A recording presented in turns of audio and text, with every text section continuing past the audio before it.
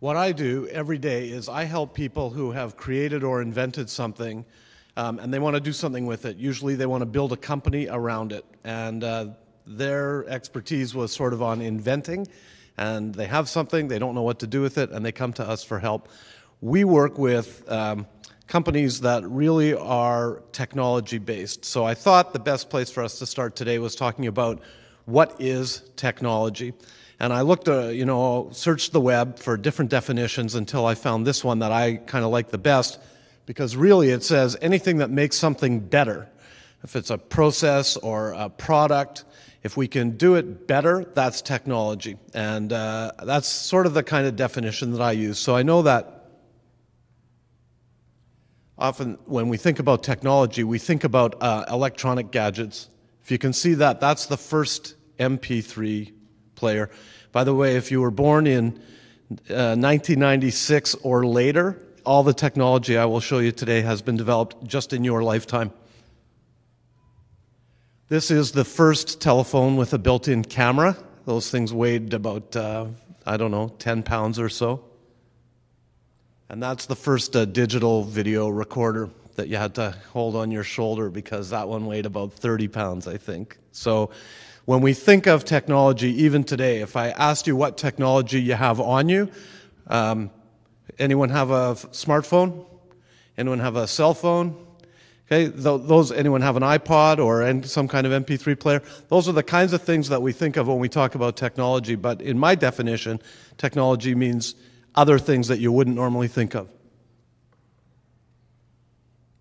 I have three of them on the screen here. So in the upper left-hand corner, that's a green garbage bag.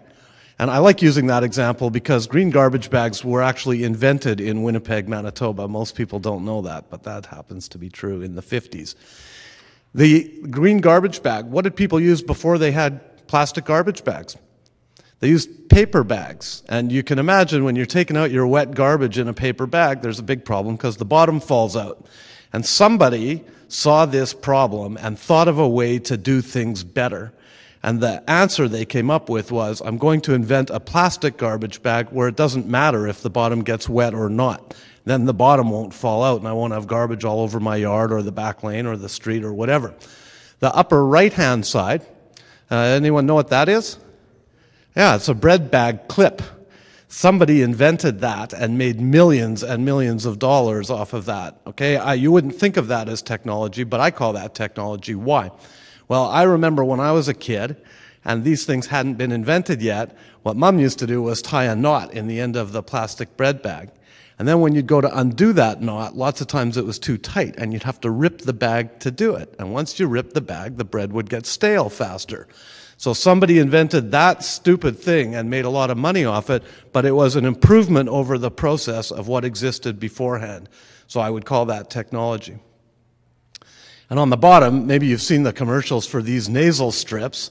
Some man, and he's been in the commercials for this, had a problem with snoring and with breathing at night while he was sleeping. And he tells the story in some of the early commercials of how he tried to find ways just to open up his nasal passages a little bit so that his snoring wouldn't wake himself up and his wife also. And so this little strip of tape that goes across your nose and opens up your nasal passages is technology. So what do all of these things have in common? The electronic ones I showed you as well as these. Somebody was looking for a better way to do something and they came up with an improvement. Does anybody know how we used to take music with us before there were MP3 players? Walkman, okay? Either a Discman or before a Discman was a Walkman, which used cassette tape. These things were big, they were bulky, they could hold about 40 minutes worth of music, so I don't know, 10 or 12 songs. That was it, right? One cassette tape, maybe 5 or 6 songs on each side. So the MP3 player was just a way of doing it better, right? Now you can carry thousands of songs in something that's, not very big at all. So that to me is what technology is. Who can develop technology? Anyone know who any of these people are? Upper left-hand corner, who's that guy? Steve Jobs, right? Founded Apple and saved Apple twice when it almost went out of business. If we have time, we can talk a little bit about that later. Who's that guy in the upper right-hand corner? His name is Kevin Systrom. When Kevin Systrom was 26, he started a company called Instagram. Anyone ever heard of it? You guys probably all take pictures of food and send it to your friends, right? He sold Instagram for $1 billion, and before they had any money coming in the door whatsoever. Okay, lower left-hand corner. Larry Page. Anyone ever heard of Larry Page? You know a company called Google? That guy, who looks to be about the same age as you guys, started Google. He was in his early 20s. And you probably all know who that is. Lower right-hand corner, Mark Zuckerberg. He started a company called Facebook. And if you haven't seen the movie The Social Network, you should see it. It's all about that story. The idea is anybody can do it, and anybody can do it from anywhere. On the screen now, I've listed some companies or some inventions that came out of Winnipeg. And I will tell you that my list is about 200 long. I just picked a few that you may have heard of or your parents for sure would have heard of. There's a company called K-Tel, used to sell consumer goods inventions. So they had this patty stacker for making hamburgers, and they had a pocket fishing rod and all this goofy stuff. They were the first people to really master the infomercial thing. Is that a question? Yeah. And lots of compilation albums where they would take 20 different artists and take a song from each of them. They were billion-dollar corporations selling around the world. Green garbage bag I mentioned already. The world's first fully automated car wash, for those my age or older, you might remember, was on Pembina Highway. A company called Imris that makes portable MRI machines that is revolutionizing the way people do brain surgery and heart surgery around the world. Technology was just developed down the street here on Ellis Avenue. That's a Winnipeg-based company. Monteris Medical, same thing, is doing world-renowned work with MRIs. Company called Intelligent Hospital Systems that has developed robotic systems for filling IV bags that eliminate human error. Canola, everyone knows what canola oil is, or maybe eat canola-based margarine. Canola was invented at the University of Manitoba. It was a hybrid crop that was invented by food scientists there. And my point is that, especially in 2013, technology can be developed anywhere and can access a global market. So the companies that we work with are companies that are probably looking beyond Winnipeg as where they want to start selling their technology. They're probably looking at selling it around the world. How do you know if technology is good? And inventing things is filled with a lot of failure. And if you have to be able to tolerate failure, I think, to be a good inventor, that for every great invention you come up with, you'll probably have 5 that are disasters. This one here is, the one in the upper left-hand corner, is an electric chair for mice, but I don't think anyone actually really invented that. The one in the upper right-hand corner is, I looked up this site, World's Worst Inventions, and this was #1 on Time Magazine's list of worst inventions. It's a gas mask bra, so that if there's like mustard gas leaking, a woman could take her bra off and put it over her mouth and nose and not be poisoned. And on the bottom is something called a hula chair, if you know what a hula hoop is. The idea was while you were sitting in this chair, good things would be happening to your abs. All of those two were sort of 1 and 2 on the world's worst inventions. So they don't always work out, but where the birthplace of invention comes from is problem solving. We identify a problem and we want to find a better way to solve that problem. And it might take us 3, 5, 25 tries to find the right solution that sort of meets all the criteria of being better. Probably it's good if other people see enough value in it. How do you get there? I guess one of my tasks today is to, sort of offer career path advice. And I can't. What I can tell you is that there are a lot of different courses and a lot of different routes that you could take to get to the place where either you're inventing something new or doing what I'm doing, which is building companies around inventions. So the people I work with are engineers, all kinds of engineers. We've worked with structural engineers who work with concrete. We've worked with electronic and computer engineers. We work with water engineers. We work with computer programmers, artists. If any of you were in the room for the previous session, Cal was talking about game development. They hire a lot of artists. We work with scientists from all different fields: physics, food science, chemistry. We work with farmers. Farmers are some of the greatest inventions that we see come from needs that were identified on farms, and some farmer went into his or her shop and built something to solve an immediate problem they have. I like telling the story about a golfer that we indirectly worked with a number of years ago. This guy found that his problem was that by the time, on a hot day, by the time he got to the 8th or 9th hole, the grips on his golf clubs were becoming slippery in his hand, and he was duffing a lot of shots.